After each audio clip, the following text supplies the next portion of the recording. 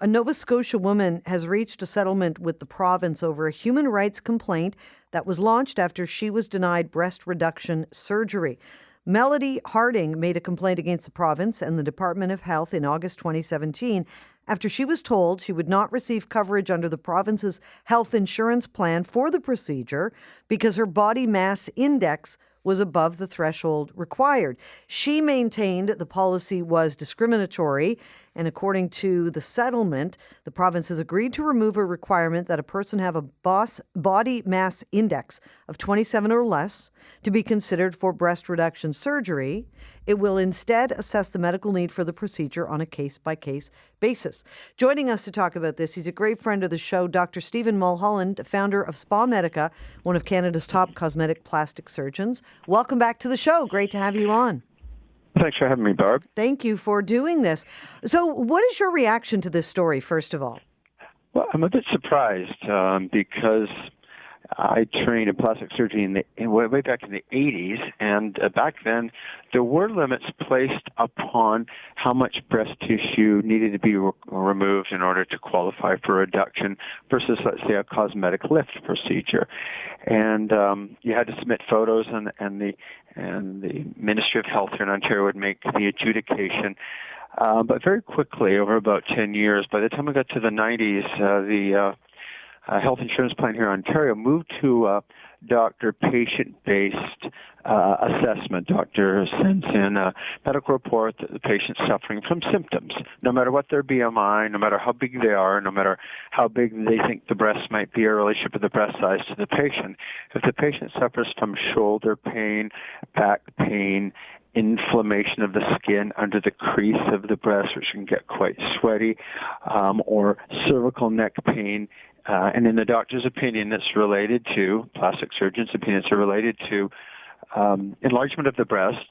Generally, Ministry of Health will approve it. The procedure's done, and there's no other criteria required. Everything else does get into a slippery slope of discrimination based upon size or breast size, and women can have enlarged breast symptoms even if they're tiny. So I'm quite surprised that Halifax would still have those kind of criteria. Most of the provinces have moved to a patient-physician assessment and form submission process. So then what would that threshold indicate? What does that mean? Does it mean she's overweight and that's why they won't do it? Or like, what is the formula? Well, in the past, and again, it's of historical interest for Ontario listeners, British Columbia listeners, Alberta listeners.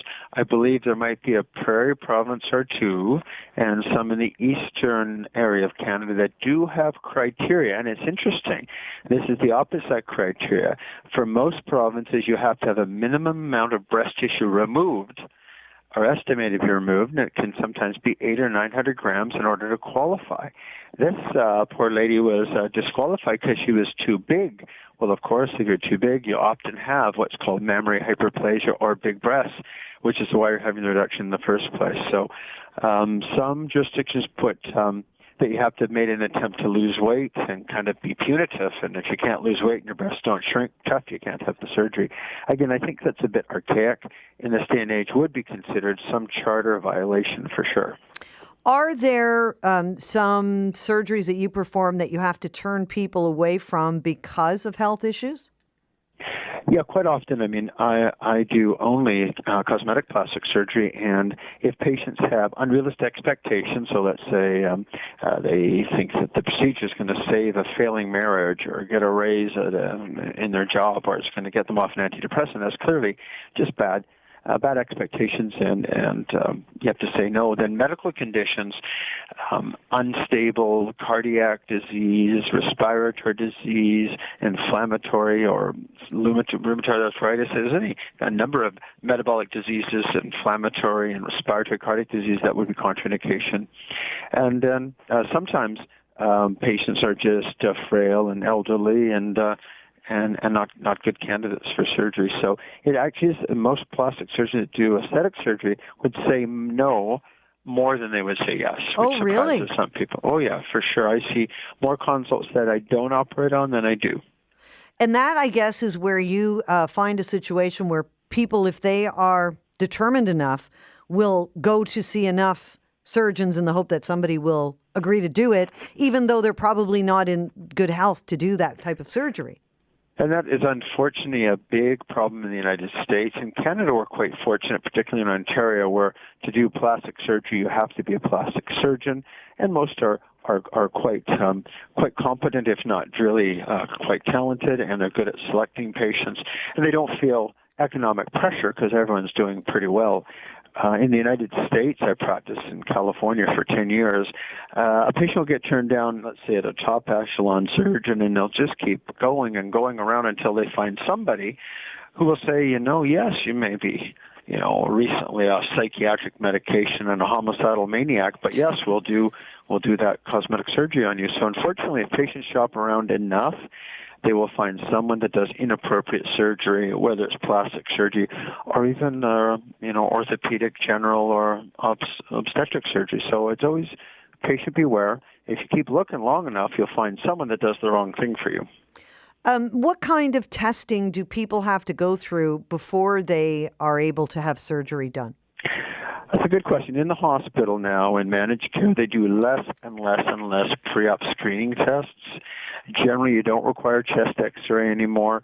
Generally, some hospitals at certain ages don't even require blood tests. If you seem healthy, it's really become, I think, more an economic issue of appropriate screening. You screen 1,000 patients to find one problem. But if you're the patient with the one problem, you're glad that they found it. But that's our healthcare system works on, evidence-based medicine and economics. In plastic surgery, where the stakes are a bit higher, people are not unwell. They're generally having elective surgery to look better. We do have a bit higher standard, or set the bar a bit higher, meaning that we would do a cardiogram, some blood test, a urinalysis, because it's worth finding 1 in 1,000 cosmetic surgery patients that shouldn't do that elective surgery they don't need anyway if they've got a significant problem.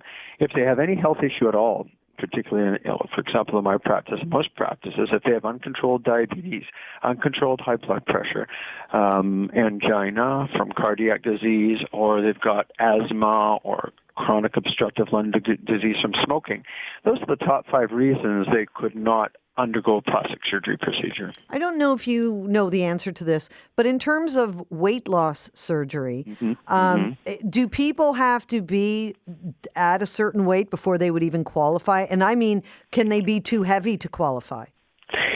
Excellent question. In general, patients that are over, let's say, between 32 and 36 BMI, or they are, 400 or 500 pounds, are at huge risk for gastric bypass surgery.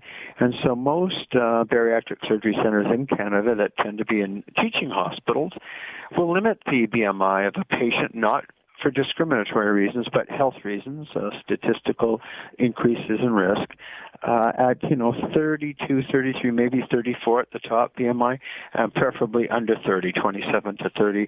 Someone's lost 100, 120 pounds, has some extra skin now, then they can undergo their bariatric surgery, lose the remainder of the weight, or if they're starting out with a gastric bypass or gastric sleeve, they can have the bariatric surgery, lose the weight, and then have their loose skin surgery. But there typically is a maximum weight past which comorbidities like pneumonias and DVTs, which are clots inside your veins, go up astronomically if you're just too heavy.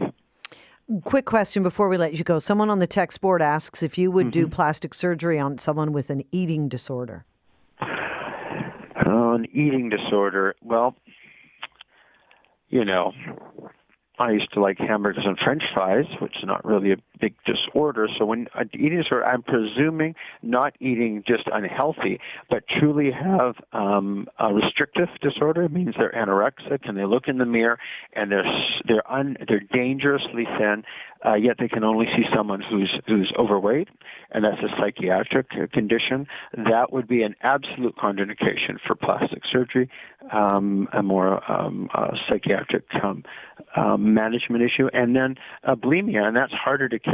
Someone who constantly will binge and then vomit to get rid of the caloric intake before they consume, they can often run into anemias and intrinsic factor, iron deficiencies, and can be quite unhealthy. And so bulimics are harder to, because they don't admit it generally. And you look for yellow staining of the fingers, which is a bile change in the fingertips, and someone who's constantly concerned about keeping weight or making weight. But again, they tend to be unhealthy. So it's rare that a bulimic would admit their eating disorder. But in general, most plastic surgeons are really good 30-minute trained psychiatrists trying to weed out who's psychologically a candidate, who's realistic, who has medical contraindications, who has psychiatric or psychological or personality trait contraindications. At the end of the day, sometimes, as I say, you might operate on 1 out of 5 or 6 or 7 consults. Dr. Stephen Mulholland, thank you for this. Thank you so much, Barb. Okay, we'll see you soon. Dr. Stephen Mulholland is going to be in studio taking your calls in a couple of weeks.